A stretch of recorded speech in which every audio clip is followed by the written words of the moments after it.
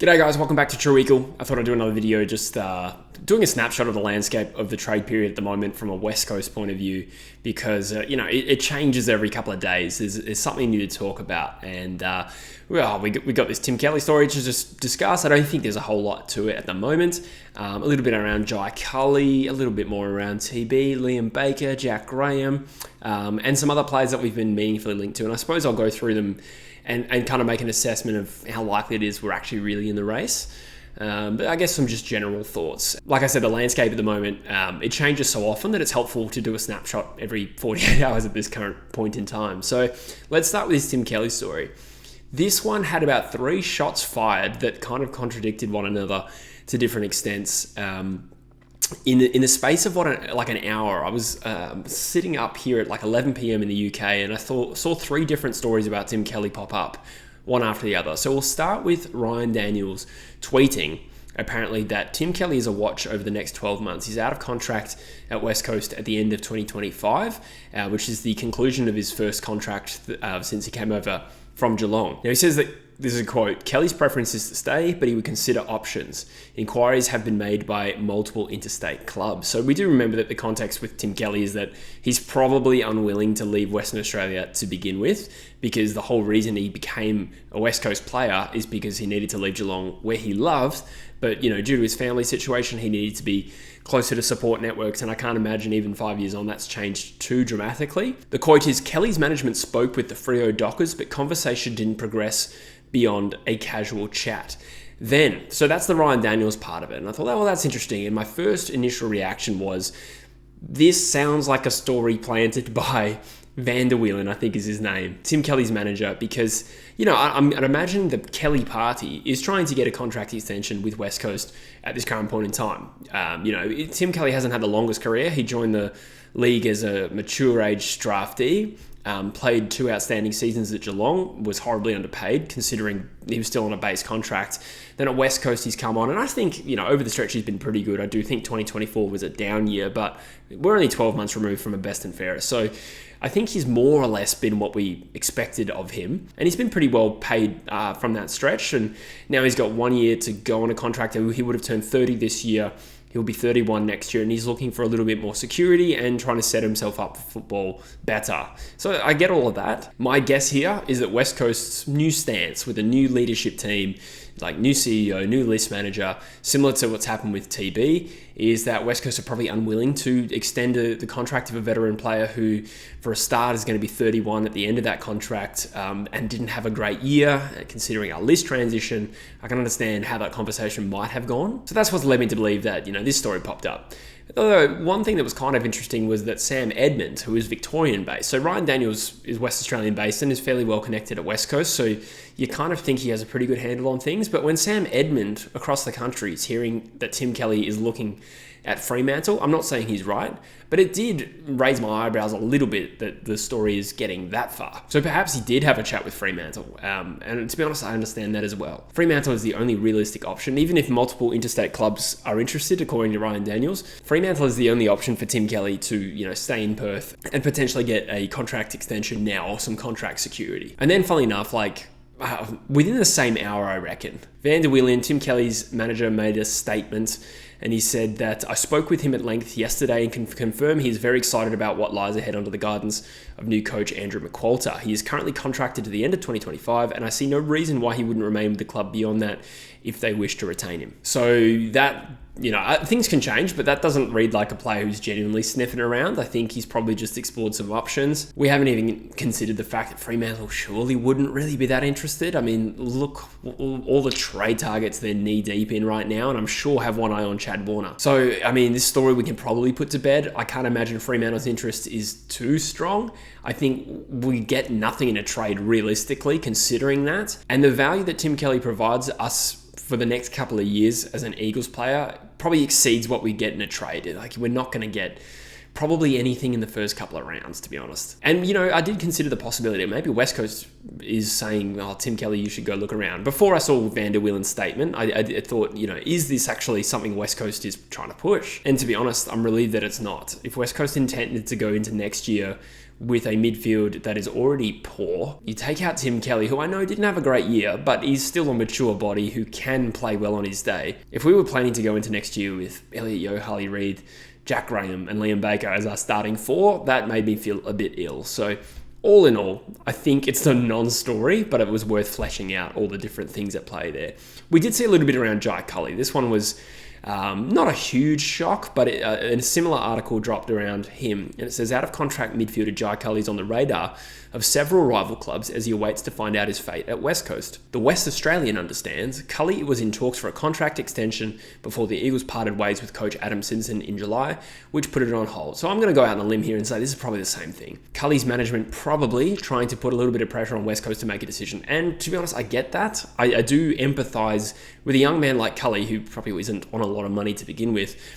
He has no idea if he's got a spot in the team next year, and was more or less told, perhaps, that it was more likely than not. And we did actually see that reported a number of weeks ago. So it sounds like West Coast have held off on decisions on all our uncontracted players at the moment because we didn't have a coach, and that's fair enough. You just hope that over the next week or two, we get some clarity around this. It's not crazy to me that somebody is interested in Jai Culley, considering, I think it would make sense for Richmond to be looking at a mature body who isn't an 18-year-old, and while he's not a proven AFL midfielder yet, I can understand why there's some interest. He was the number one pick in the mid-season draft for a reason. He's got some nice attributes. I'm not 100% sure where he fits into our team going forward.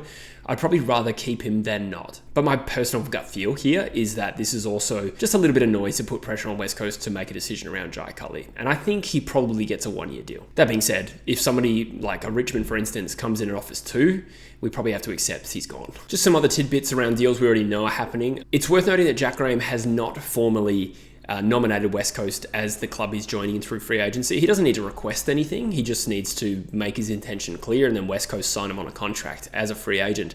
However, in the noise around like McQualter joining and Liam Baker requesting a trade, we saw an article that said Jack Graham is set to join the Eagles. However, it's worth noting that unlike some of the other free agents out there like Isaac Cumming, he hasn't formally nominated West Coast, which just means it's still possible he doesn't join us. Now, he has apparently gone to the club and toured the facilities and stuff like that. We just need to bear in mind he did the same thing with Port Adelaide, I think it was 12 months ago, and decided to stay with Richmond. So I think it's completely possible that Jack Graham stays at Richmond still, although a lot of the media is suggesting it's probably going to be West Coast. I saw a little bit of discussion around Tom Barrass from Josh Jenkins. Some of you might have caught that. He just was of the opinion that Tom Barrass may stay at West Coast. And he said, I think the way he phrased it was, the player that's most likely to be held to their contract in this trade period is Tom Barrass. It's possible, but my gut feel is that he's going to definitely leave. And I think while it's true that we hold some degree of power with the contract status, I think reading this situation, I don't think West Coast would go back on this. Sure, we could play hardball if Hawthorn don't come to the party, but everything we're hearing about that particular deal, I think both teams are going to come to a decision somewhat quickly. And for West Coast, it's probably going to happen earlier in the trade period because it might affect the Liam Baker deal, which we will talk about shortly. But I'm just simply putting out there that while West Coast technically hold the power, given the way this situation has gone, I don't think West Coast would kind of screw over Tom Barrass by not trying to get this deal done as best as possible. Now, I hope we get a mutually beneficial deal. So the two theories of how this deal is going to go down are 2 firsts from Hawthorn and our second going back to Hawthorn. That is our future second. That's probably my preference at this stage. Alternatively, they could offer pick 13 and 30 in this year's draft. What is the relative value of upgrading our future second to Hawthorn's future first versus pick 30 in this year's draft? Probably not a whole lot. I kind of like the idea of getting 2 picks in the first round next year. We probably have to bear in mind a potential move for Chad Warner next year. I think West Coast is at least going to try. So we do need to put ourselves in a bit of a good position for that. On the other hand, pick 30 in this year's draft wouldn't be too bad either. So there's that to consider. Liam Baker, let's talk about this. And I can't remember how much detail I went into it in the last video, but there seems to be increasing noise that Liam Baker and pick 13 are going to switch clubs. I've made this point previously. I feel a bit uncomfortable with that price for us. Again, it's not necessarily a talent assessment. If it was Fremantle who had pick 13, it'd probably make more sense for them. But everyone, including West Coast fans, are saying West Coast need more draft picks. It's a great draft. We had pick 1 last year, but we didn't have our second pick until pick 30.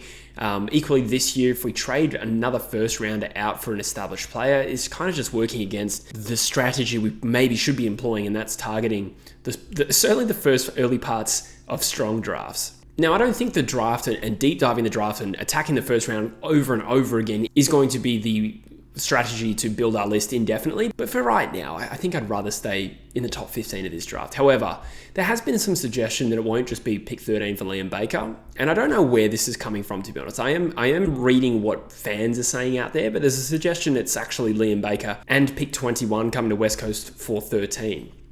I'm not sure if I'm convinced by that. I actually think that's the kind of a deal that neither team's happy with.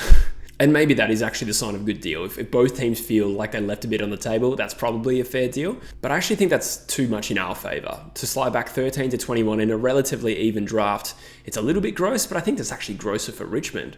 But what if it's pick 13 for Liam Baker and pick 29? Maybe that is a little bit closer to the market and allows us to keep more picks in the top 30. It's a little bit of a shit sandwich, but a lot of these deals are going to be. And at the end of the day, we are getting a good player, so we do need to accept that there's going to be a price. We can't achieve all of our aims at the same time, which is really annoying. I'd love to do that. So there is a scenario. So let's just say, and I'm not saying this is my prediction. I hope it's 13 for Baker and 21, but let's say more pragmatically that it's 13 for Baker and 29. And let's say we get 13 and 30 from Hawthorn. 13 obviously goes to Richmond. We'd hold 3, 23, 29, 30. 4 picks in the top 30, and then a couple of picks, 59 and 64. That's assuming we get the Jack Darling trade done, which I don't think there's too much doubt about at this point. 4 picks in the top 30, 1 in the top 3. It's not a bad draft haul, considering we've got Liam Baker in, we've lost Tom Barras. The only thing it doesn't have is better assets in next year's draft, or extra assets to go for Chad Warner. Maybe we don't need them. Maybe we just cross that bridge